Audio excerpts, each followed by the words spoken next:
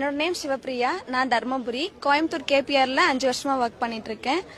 எனக்கு படிக்கணும்னு ரொம்ப ஆசை, அதனால பிபிஏ எடுத்து படிச்சிட்டு இருக்கேன். படிச்சு முடிச்சுட்டேன். இப்போ எம்பிஏ பண்ணிட்டு இருக்கேன். பிபிஏல இப்போ சென்னையில நடந்த கான்வெகேஷன்ல நான் 2nd ரேங்க் ஹோல்டரா இருக்கேன்.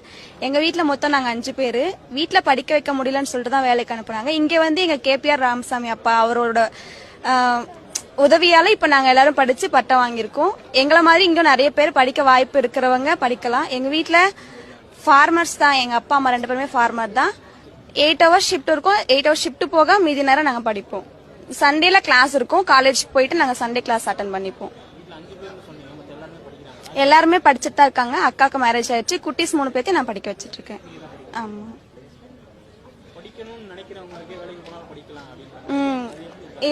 என்னால படிக்க முடியல வீட்டு சிச்சுவேஷன் அப்படின்றவங்களுக்கு வந்து கேபிஆர் வந்து ரொம்ப ஹெல்ப்ஃபுல்லா இருப்பாங்க.